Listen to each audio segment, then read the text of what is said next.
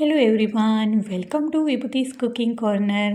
આજે આપણે બનાવીશું વિટામિન સીથી ભરપૂર અને પાચન તંત્રને સ્ટ્રોંગ બનાવે અને ઇમ્યુનિટી બૂસ્ટ એવું આંબળા ફુદીનાનું ખૂબ જ ટેસ્ટી એવું જ્યુસ બનાવીશું. આ આંબળા ફુદીનાનું જ્યુસ છે એ ફક્ત 5 થી 6 જ મિનિટમાં ફટાફટ બનીને તૈયાર થઈ જશે. જો તમને મારી રેસીપી ગમી હોય તો વિડીયોને લાઇક કરી તમારા ફ્રેન્ડ્સ એન્ડ ફેમિલીમાં શેર કરજો. ને મારી ચેનલમાં નવા આવ્યા હોય ને હજી સુધી મારી ચેનલને સબસ્ક્રાઈબ ના કરી હોય તો પ્લીઝ સબસ્ક્રાઈબ કરજો. ને બાજુમાં આવેલું બેલ આઇકન બટનને પ્રેસ કરજો, જેથી આવનારી નવી રેસીપીના નોટિફિકેશન સૌથી પહેલાં તમારા સુધી મળી રહે. તો ચાલો મસ્ત મજેદાર રેસીપી બનાવવાનું શરૂ કરીએ.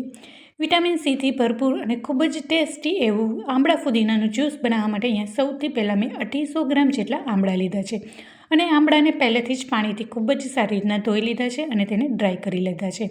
આંબળા ફુદીનાનું જ્યુસ બનાવવા માટે સારી ક્વોલિટીના આંબળા હોય તેવા જ આંબળાને પસંદ કરીશું. હવે અહીંયા મેં 250 ગ્રામ આંબળાની સામે 1 બાઉલ જેટલા મેં ફ્રેશ ફુદીનાના પાન લીધા છે અને આંબળાના જ્યુસમાં આવી રીતના ફુદીનાના પાન એડ કરવાથી આ જ્યુસ છે ખૂબ જ એવું ટેસ્ટી બનીને તૈયાર થાય છે. ઘણા લોકોને આંબળાનું જ્યુસ ભાવતું નથી હોતું, તો તમે આવી રીતના ફુદીનાના પાન એડ કરીને તમે એકવાર ચોક્કસથી આ જ્યુસ બનાવજો. ઘરમાં બધાને એટલું ભાવશે અને ટેસ્ટી તો એટલું જ મસ્ત બનશે. હવે ચાકુની મદદથી આંબળાને આવી રીતના નાના નાના ટુકડામાં સમારી લઈશું. દરરોજ સવારે 1 ગ્લાસ આ આંબળાનું જ્યુસ પીવાથી તમારા શરીરમાં જોઈતા દરેક પ્રકારના વિટામિન્સ, મિનરલ્સ, ફાઇબર અને એન્ટીઓક્સિડન્ટની પૂર્તિ થશે. આયુર્વેદિકમાં કહેવાયું છે કે આંબળા છે આપણા માટે અમૃત સમાન છે. આંબળા ખાવાથી આપણી આંખની રોશનીમાં પણ વધારો થશે અને ખરતા વાળને પણ અટકાવે છે અને વાળને સ્ટ્રોંગ બનાવે છે. અહીંયા આપણે શિયાળાની ઋતુમાં ખૂબ જ આંબળા છે એ સારા પ્રમાણમાં મળી રહે છે, પણ જો આપણે આખું વરસ આંબળા ખાવા હોય તો આપણે આંબળાનો મુખવાસ બનાવીએ છીએ અથવા તો આંબળાનું અથાણું કે મુરબ્બો બનાવતા હોઈએ છીએ. આપણે અલગ અલગ રીતે આપણે આંબળાને ઉપયોગ કરતા હોઈએ છીએ અને આયુર્વેદિકમાં દવા તરીકે પણ આંબળાનો ખૂબ જ સારા પ્રમાણમાં ઉપયોગ કરવામાં આવે છે. અને આંબળા છે એ ખૂબ જ ગુણકારી છે અને ખૂબ જ લાભદાયી છે. આંબળામાં ભરપૂર પ્રમાણમાં વિટામિન સી, એન્ટીઓક્સિડન્ટ અને ફાઇબર રહેલું હોવાથી તમામ ડાયજેશનમાં સુધારો થાય છે અને પેટમાં દુખાવો હોય અથવા તો પેટની કોઈ પણ તકલીફને પણ દૂર કરે છે. હવે તમે વિડીયોમાં જોઈ શકો છો આંબળાને મેં ખૂબ જ સારી રીતના સમારી લીધા છે. હવે એને એક મિક્સર જારમાં એડ કરી દઈશું.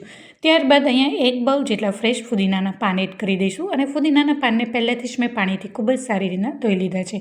હવે આંબળાની ખટાશને કારણે શરદી કે ઉધરસ ન થાય તેના માટે મેં 1 લીલી હળદરનો ટુકડો અને નાનો ટુકડો આંબા હળદરનો નાખ્યો છે. અહીંયા જો તમને આદુનો ટેસ્ટ ભાવે તો પણ નાખી શકો છો. હવે મીઠા લીમડાના પાન નાખ્યા છે. 5 થી 6 નંગ જેટલા મીઠા લીમડાના પાન અને 1 મોટા ગ્લાસ જેટલું પાણી એડ કરી અને ઢાંકણ ઢાંકી અને સારી રીતના એને પીસી લઈશું.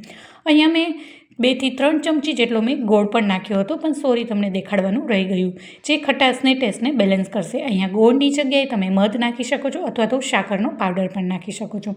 હવે અહીંયા મોટા ગરણા વડે અહીંયા મેં ફરીથી 1 થી 1.5 ગ્લાસ જેટલું મેં પાણી એડ કર્યું હતું અને ગરણામાં આવી રીતના બધું જ મિશ્રણ નાખી અને ખૂબ જ સારી રીતના એમાં ગાળી લેશું, જેથી આંબળામાં રહેલું બધું જ જ્યુસ છે એ સારી રીતના નીકળી જશે. આ જ્યુસમાં મીઠા લીમડાના પાન નાખવાનું મહત્ત્વ એ છે કે તેનાથી ખરતા વાળને અટકાવે છે અને ઇમ્યુનિટી બૂસ્ટ કરે છે અને વાળને સ્ટ્રોંગ બનાવે છે. અને મીઠા લીમડાનું પ્રમાણ તમે તમારા ટેસ્ટ પ્રમાણે વધારે કે ઓછું કરી શકો છો. હવે તમે જોઈ શકો છો ખૂબ જ સારી રીતના આંબળાનું જ્યુસ છે નીકળી ગયું છે.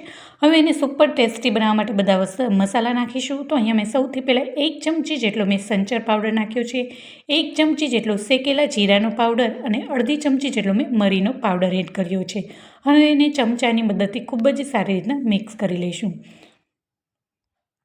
અને આ આંબળાના જ્યુસને સવારે દરરોજ ખાલી પેટે પીવાથી આપણામાં પાચન તંત્ર સ્ટ્રોંગ બને છે અને આખો દિવસ આપણને શક્તિ મળે છે.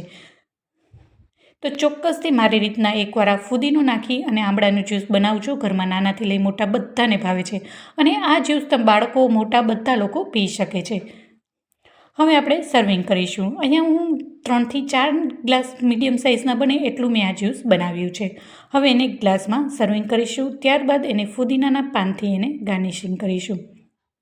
તો છે ને ખૂબ જ સરળ રીત અને ટેસ્ટી પણ એટલું જ છે.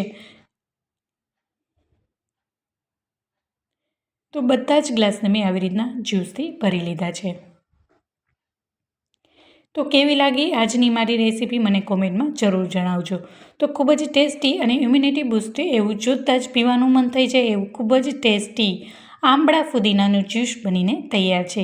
જો તમને મારી રેસીપી ગમી હોય તો વિડીયોને લાઇક કરી દેજો અને તમારા ફ્રેન્ડ્સ એન્ડ ફેમિલીમાં જરૂરથી શેર કરજો.